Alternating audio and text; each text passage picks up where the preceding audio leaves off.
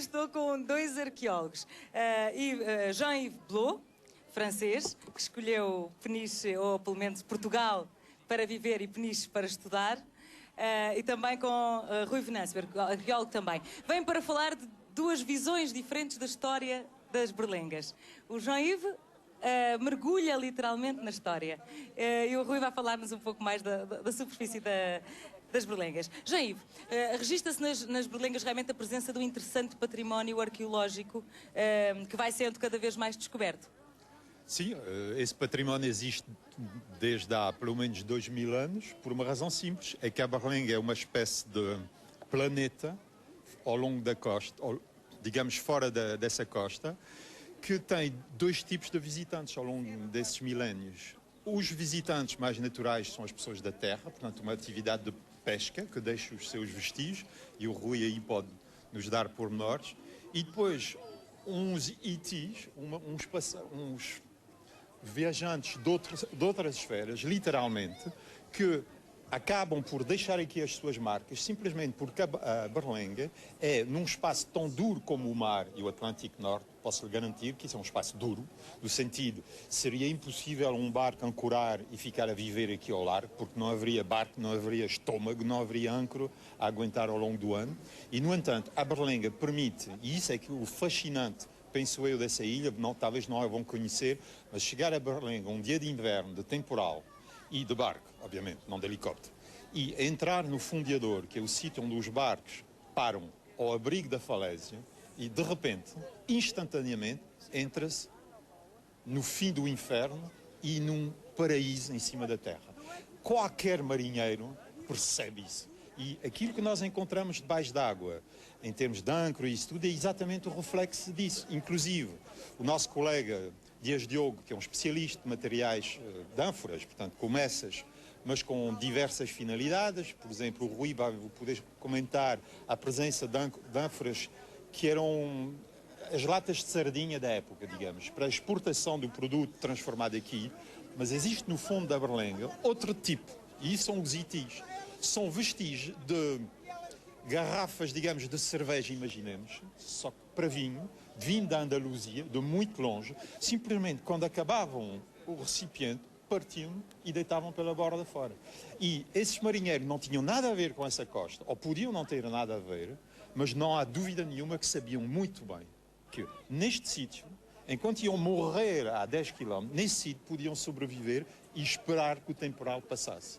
E esse fascínio, eu diria, para um mergulhador, que eu sou necessariamente, como tantos aqui, o fascínio tem a ver com o facto, para além dessa riqueza do passado, num sítio deserto, porque a berlenga de inverno é deserto, exceto, digamos, o faroleiro e a família, encontra-se uma vivência muito forte debaixo d'água, e realmente é uma impressão tanto mais forte que a visibilidade debaixo d'água é totalmente diferente do resto da costa. Se eu vou mergulhar agora nesta costa, vou a ver assim, vou a ver ao seu colega, a estes senhores e senhoras, vou ter dificuldade. Quer dizer, o universo é muito opaco. Na berlenga, não.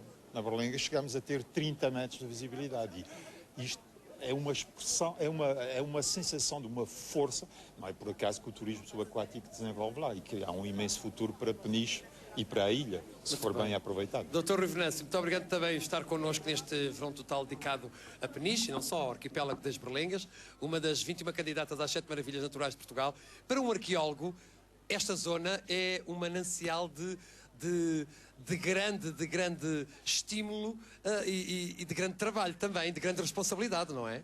Sim, é verdade. Como o Jean-Yves Blot teve a oportunidade de referir, a berlenga registra um historial de ocupação humana que remonta a épocas muito remotas. Aliás, os primeiros vestígios da navegação encontramos na berlenga, porque desde sempre foi um ponto de passagem no âmbito das rotas comerciais que ligavam o norte da Europa ao sul da Europa. E nesse sentido, a berlenga acaba por ser uma maravilha da natureza também por isso, no que diz respeito à história e à importância que tem na história das navegações a nível europeu. Do ponto de vista do património, realmente a berlenga, para além de ser uma maravilha da natureza, também tem alguns elementos patrimoniais do ponto de vista do património histórico edificado bastante relevantes. Destaco claramente obviamente, a questão do forte. O Forte São João Batista é uma fortificação que já devem ter tido a oportunidade de conhecer. Sem dúvida nenhuma que é uma fortificação de grande importância naquilo que foi a política e o investimento que a coroa portuguesa fez no século XVII para fortificar toda esta linha costeira. E sem dúvida nenhuma que é um sítio que vale a pena visitar por ser um imóvel bastante relevante para a história de um território que durante centenas de anos, durante toda a Idade Média, foi sendo fustigado pelos piratas do norte da África, por piratas ingleses, franceses, holandeses, e a construção daquela fortificação foi importante para defender aquela ilha desses ataques e também para defender aquilo que é a costa portuguesa, porque eram ataques realmente recorrentes.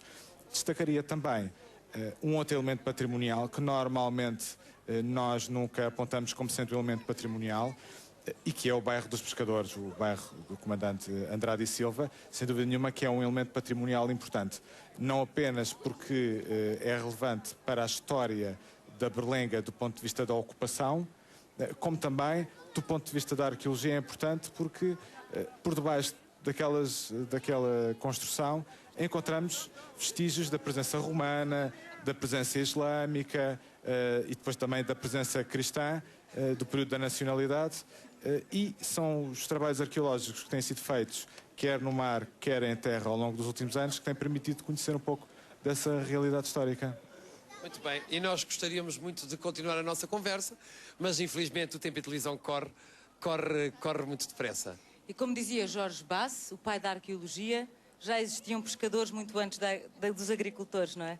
Portanto, certamente consegue-se recuar ainda muito mais na história estudando debaixo do mar, debaixo d'água, do que até por cima. Muito obrigado, Jean-Yves Blot e também Rui Venâncio. Muito obrigado. Um grande aplauso para os nossos convidados. Voltamos.